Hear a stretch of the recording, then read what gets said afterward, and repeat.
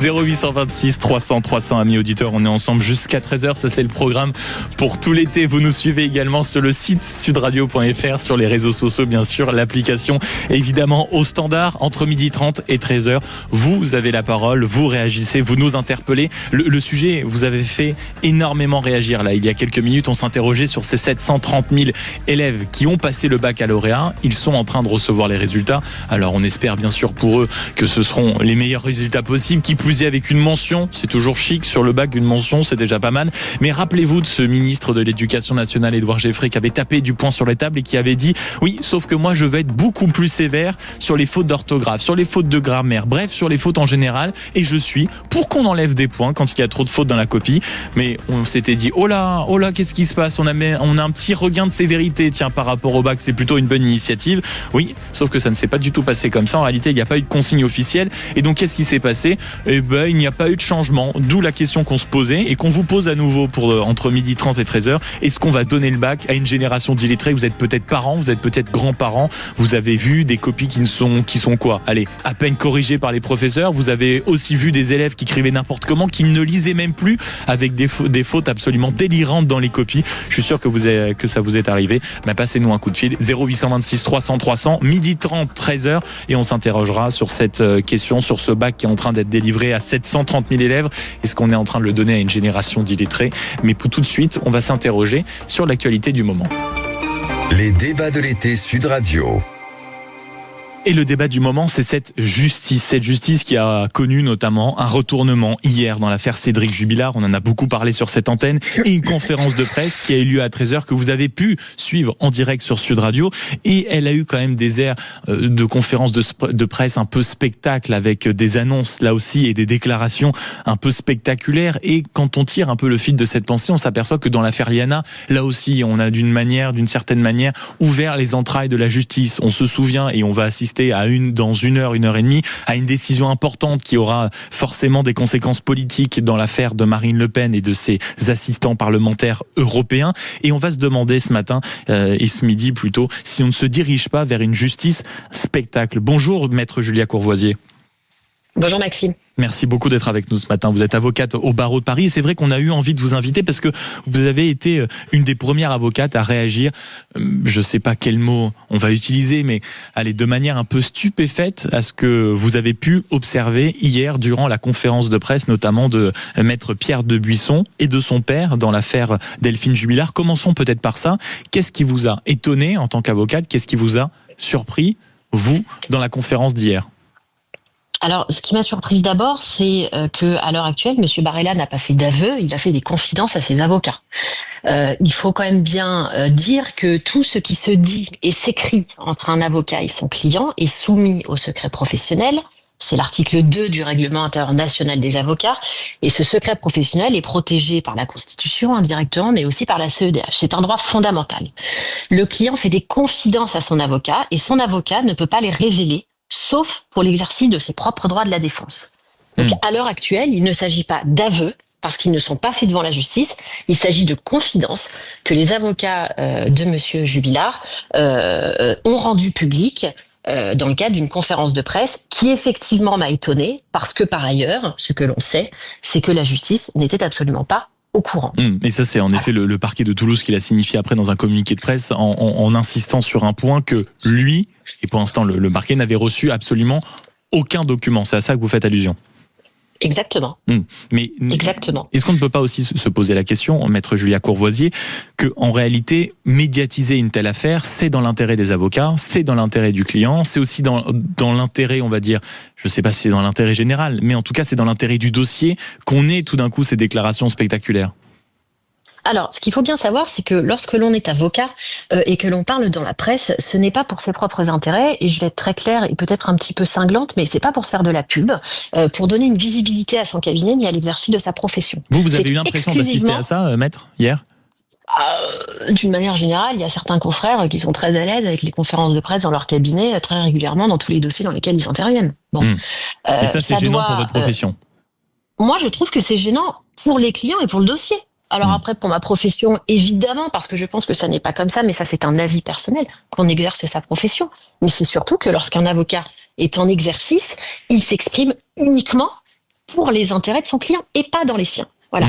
Moi, la question que je me pose, c'est quel est l'intérêt de Monsieur Jubilard de s'exprimer dans la presse par le biais d'une conférence de presse de ses avocats, alors que par ailleurs, il parle de ses enfants et que je pense, moi, effectivement, à ses enfants qui, hier matin, en prenant leur petit cornflakes avant d'aller au collège ou à l'école, ont appris que leur père reconnaissait avoir une responsabilité dans la mort de leur mère.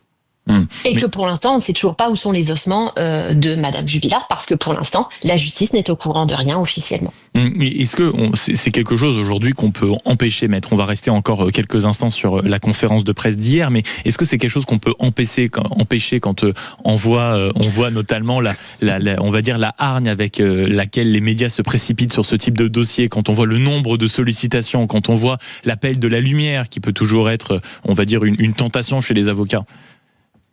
Alors, d'abord, on a des règles déontologiques qu'on doit respecter. Après, comme dans tout, c'est comme les règles de droit pénal, elles sont sanctionnées qu'une fois qu'elles sont violées. Est-ce qu'on peut s'empêcher ? Bien sûr qu'on peut s'empêcher. Et je vais vous le dire clairement, vous le savez, j'interviens dans le dossier Liana du côté de l'attente et je refuse de parler aux médias du dossier. Donc c'est tout à fait possible de le faire. Il suffit de dire correctement aux journalistes, pour l'instant, ça n'est pas le temps de discuter publiquement d'un dossier. Et puis en fait, la tempête médiatique, elle passe. 2, 3, 4 jours, et puis parce que l'actualité apporte d'autres choses, et donc ça passe. Donc je crois qu'il faut une prise de conscience collective de la façon aujourd'hui dont on a de traiter ces dossiers, du côté des avocats, du côté aussi des magistrats et des policiers, parce que tout fuite dans la presse, et puis du côté aussi parfois des parties civiles qui s'expriment aussi tout le temps, et donc la question aussi se pose de parler, mais le silence, c'est pas un refus de s'expliquer médiatiquement, c'est aussi prendre son temps et ne pas alimenter quelque chose qui parfois même a un côté malsain. Moi j'étais dérangée hier de cette conférence de presse. Qu'est-ce qui vous a gêné ? Parce que c'est vrai que sous le coup peut-être de l'émotion et on va dire de la température des dernières nouvelles, parce que tout était extrêmement brûlant hier, l'information datée du petit matin, on a eu une succession de révélations tout au long de la journée. Cette conférence de presse a quand même été assez spectaculaire, on a pu la suivre ici en direct sur Sud Radio. Vous, qu'est-ce qui vous a frappé ? Parce qu'on a eu plusieurs choses. On a eu l'expression crime compassionnel qui est venue un moment dans la discussion, on a eu l'affirmation que l'enquête avait été bâclée, qu'il y avait eu visiblement des actes de torture sur Cédric Jubilard, parce que celui-ci était à l'isolement et sous traitement médicamenteux. Vous, c'est quoi ? C'est tout ce champ lexical, c'est toutes ces explications qui vous ont frappé, ou c'est, on va dire, un contexte général ? Alors, la première chose qui me choque, c'est la violation du secret. Ça, c'est la première chose. Et ensuite, c'est cette mise en scène un petit peu du l'avocat qui a réussi à faire émerger une vérité que personne n'avait réussi à faire émerger avant. Bien sûr que le travail de l'avocat... Bien sûr, il faut bien entendre, l'avocat, dans ce genre de dossier, peut amener son client à voir les évidences et à reconnaître des faits qu'il refuse d'accepter depuis des années. Ça, c'est un beau travail. La question, c'est comment on s'en sert en tant qu'avocat. Ce qu'il faut bien savoir, c'est que j'ai pas apprécié la comparaison avec les terroristes, ayant été avocate de partie civile dans le dossier. Dans le contexte, en effet, des attentats du 13 novembre 2015. Il y a eu une comparaison entre Cédric Jubilard, la nécessité qu'il soit mis à l'isolement, et la comparaison avec Salah Abdeslam, absolument. Voilà, on n'est pas au café du commerce quand on est avocat, on pèse un petit peu ces mots. Le crime passionnel, on en a reparlé récemment dans l'affaire de Marie Trintignant. Aujourd'hui, on peut plus parler de crime passionnel. Je veux dire, je veux bien qu'on défende, mais enfin, c'est un terme qui aujourd'hui, on est d'un avis général. Le crime passionnel, c'est je l'ai tué parce que je l'aimais. Donc ça m'a dérangé. Le fait qu'il ait été indiqué qu'il avait l'obligation de prendre des traitements, c'est matériellement faux, puisque si je ne m'abuse, il n'a pas été placé en hospitalisation sous contrainte. Donc là encore, quand on est détenu, même si c'est pas forcément respecté, on a quand même des droits fondamentaux. On ne vous médicamente pas contre votre volonté si vous n'êtes pas dans un cadre médical très particulier.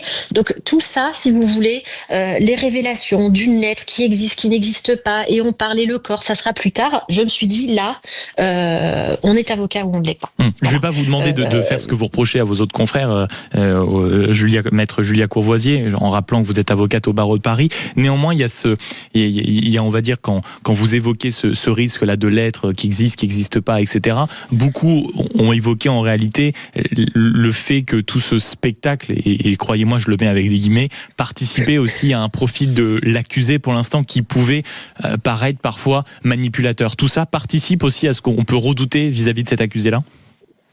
Alors, moi, je ne connais pas le dossier. Il y a certains avocats de partie civile qui l'ont dit, notamment mon confrère Mourad Bati, qui est l'avocat des petits, des enfants. Moi, je suis pas intervenue dans le dossier, donc je n'en sais rien. Peut-être, peut-être pas.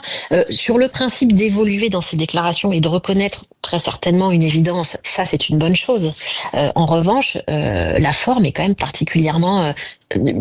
j'ai envie de dire, pour moi, j'ai qualifié ça de cirque médiatique. De cirque médiatique, il faut être évidemment extrêmement prudent. Et on peut... Évidemment, quand on commence une conférence de presse en évoquant les victimes, moi je vous dis, j'ai pensé à ces gamins et à la sœur et aux amis et aux parents qui le matin prennent leur déjeuner, leur petit café et ont des notifications sur leur portable. Jubilard avoué. Mais vous imaginez? Et là, ça fait 48 heures, on n'a toujours rien. Et je vais vous dire quelque chose. Si le président de la cour d'assises avait été informé hier matin à 8 heures du matin, aujourd'hui à 12h15, des fouilles seraient déjà organisées. Donc en plus, on n'a pas fait ça forcément dans l'ordre. Maître Julia Courvoisier, vous restez avec nous, avocate au barreau de Paris. On marque tout simplement une très courte page de publicité. Et je vous propose également après d'élargir le sujet. On sait évidemment, parce que c'est l'actualité, focalisée sur ce qui s'est passé dans l'affaire Jubilard, mais l'impression de justice spectacle, elle va peut-être avoir lieu d'ici 1 heure, alors qu'on attend le jugement de Marine Le Pen dans l'affaire des fameux assistants parlementaires européens. Et puis on a eu aussi l'impression, avec l'affaire Liana, tout d'un coup, qu'on ouvrait les entrailles de la justice en pointant du doigt ici et là, en parfois demandant des choses qui paraissaient impossibles. Là aussi, je veux vous entendre, Maître Julia Courvoisier. Vous restez avec nous. On se retrouve dans une poignée de minutes sur Sud Radio. À tout de suite. Et pour ceux qui sont déjà à table, bon appétit.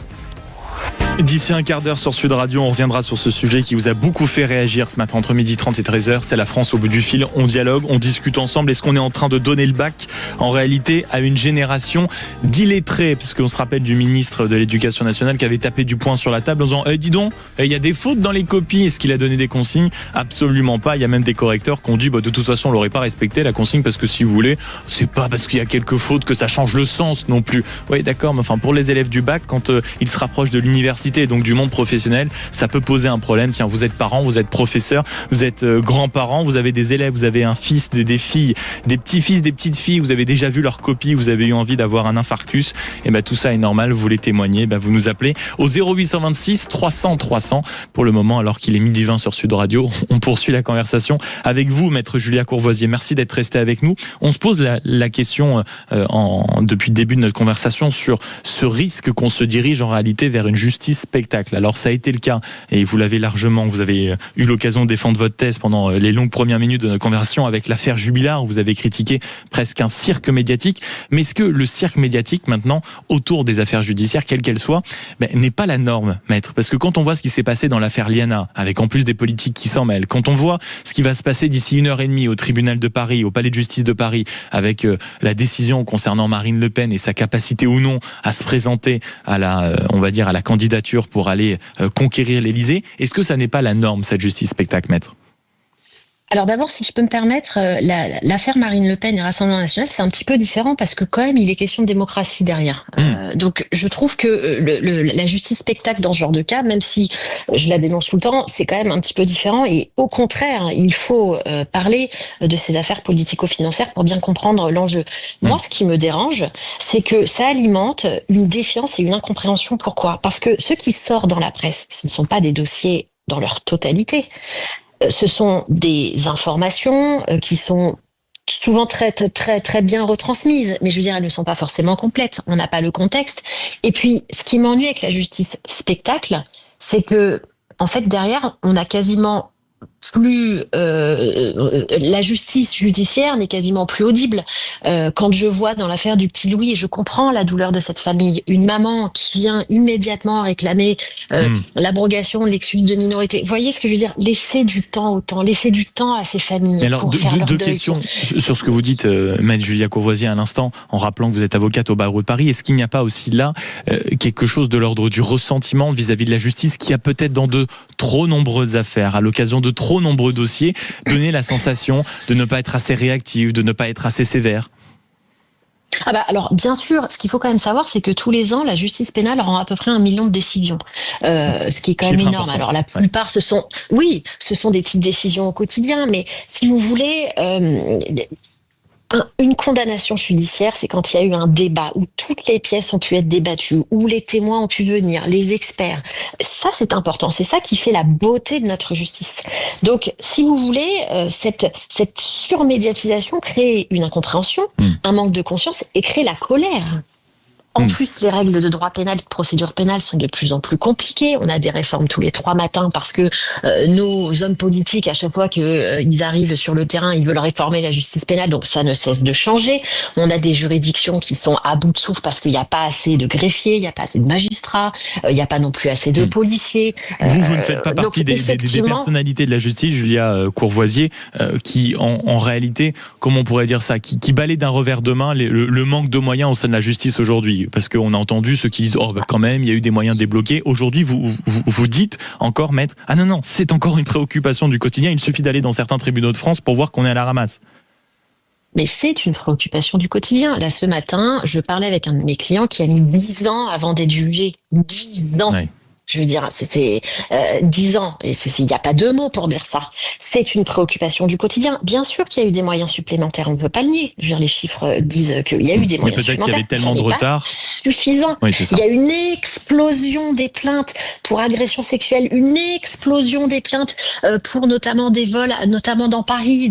Je veux dire, à un moment donné, ces plaintes-là, il faut les traiter. S'il n'y a pas plus de personnel ou si l'augmentation du personnel ne se corrèle pas avec l'augmentation de ces plaintes, il y aura toujours un delta. Et le delta, il est au préjudice de qui ? De celui qui dépose plainte.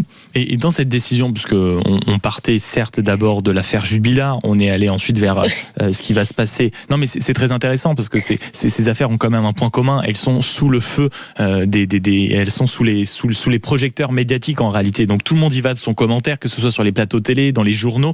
Concernant l'affaire Marine Le Pen, il y a aussi une question que j'aimerais vous poser. On a eu le débat tout à l'heure, maître. Est-ce que on peut encore aujourd'hui, par contre, critiquer des décisions de justice ? J'ai l'impression que quand on n'est pas d'accord, même les politiques, quels qu'ils soient d'ailleurs, de gauche, de droite, d'extrême gauche, dès qu'ils critiquent une décision de justice, il y a tout de suite toute une profession qui se lève en disant que on fait atteinte à on porte atteinte à une profession, ce serait scandaleux. Mais après tout, on est en démocratie. Est-ce qu'on peut encore les critiquer, ces décisions de justice qu'on trouve parfois abusives, trop sévères, excessives ? Alors, le code pénal parle de jeter le discrédit sur une décision de justice. C'est une infraction, je crois qu'elle est très peu utilisée.